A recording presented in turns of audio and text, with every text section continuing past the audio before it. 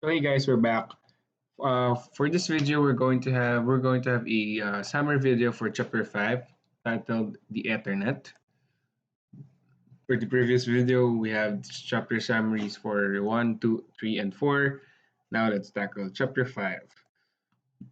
So in chapter 5, we'll be tackling the three main uh, points for this chapter. It is Ethernet protocol, LAN switches, and ARP, also known as Address Resolution Protocol.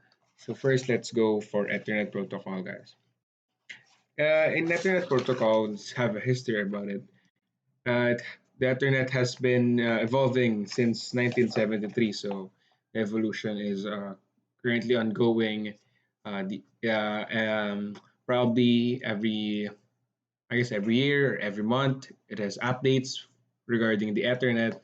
They are the having more uh, probably solutions on the previous Ethernet version, because if something evolves, the previous um, the previous product is like having a modification, or probably have or molding the more much better uh, performance than the previous one.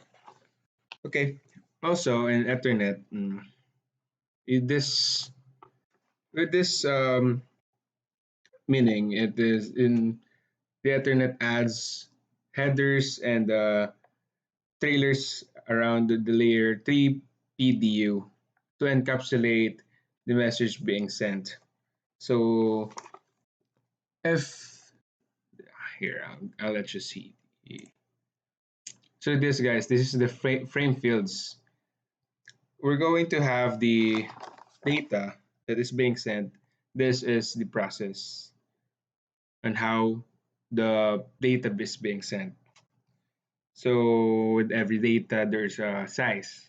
There's a 1 bit size or 1 byte to the maximum bytes for the Ethernet. So here we have the 64 bytes as the minimum and the 150 bytes as the maximum, or that's the jumbo or the giant frame. Mm-hmm. So these frame fields are the process on how Ethernet delivers a particular data or information. So next, the MAC. Also the MAC Ethernet address. Where's that? Yeah, all right. With this MAC address is also a 48-bit long, or expressed as 12 hexadecimal digit here. 12 hexadecimal digit. Mm-hmm. And also in IEEE, there are two simple rules. First, you must, where's that? Um, Processing. Alright, guys. So internet. So actually, there are two rules on how to deliver a information. Let's wait for that first. Let's stop. Yeah. There are two rules.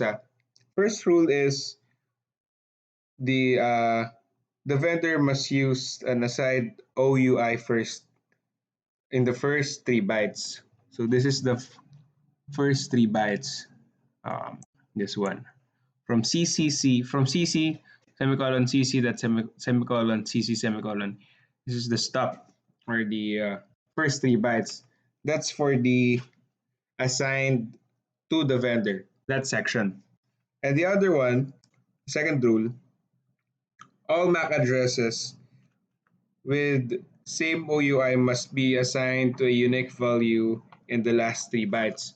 So in this last 3 bytes, this one, it should have a unique identification, or the vendor assigned it to have a unique identification for the uh, process or the delivering of information is successful. Hmm. There it is. This is my the deliver the I need to send furnish information to H3. So from H1, PC H1, the information is being sent. The use of the internet, the Ethernet, having the addresses of the MAC address, the destination MAC address of H3, and the source address from H1. So the message is sent to H3 from H1.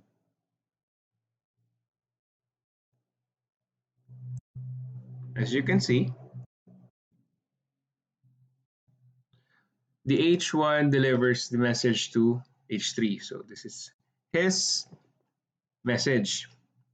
While the two computers reacted, this is not addressed to me, I shall ignore it. This is not the address to me, I shall ignore it. That's the meaning of having a unique mm, identification, so that a particular computer shall receive a shall, shall receive the messages you're sending. For example, the H1, he sent a message to H2 PC to H3 because the two rules have been successful, or it's checked. It's correct. First, must use the assigned OUI for the first 3 bytes. Here's the first 3 bytes. And second one, last one, all MAC addresses with same OUI must be assigned to unique value. So they have unique value for the process. This for the process for or the process or the delivering or the sending is successful. Lastly, the ARP, or the Address Resolution Protocol.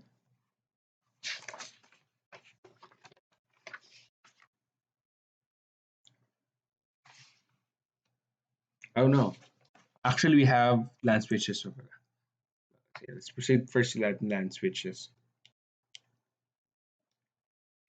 Actually, guys, LAN switches is literally switch. Hmm. I'll give you this one.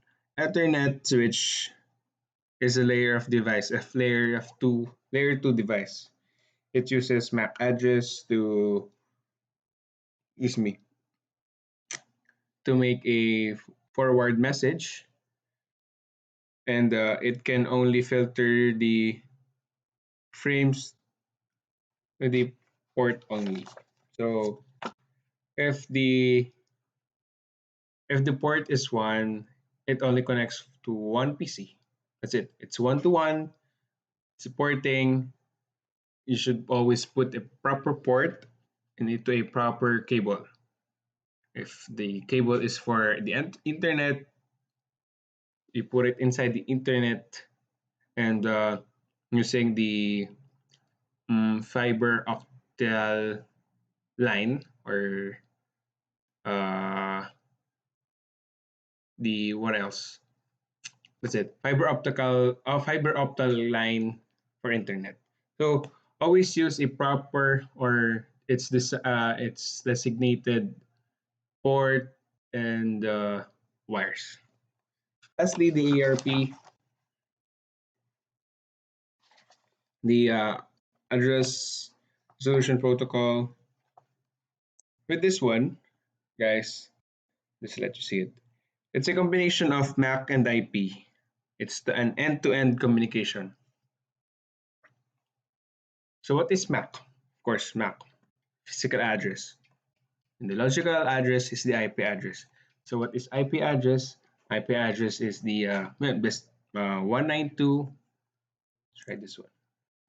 The 192.168.1.50. 192.168.5. Sorry. One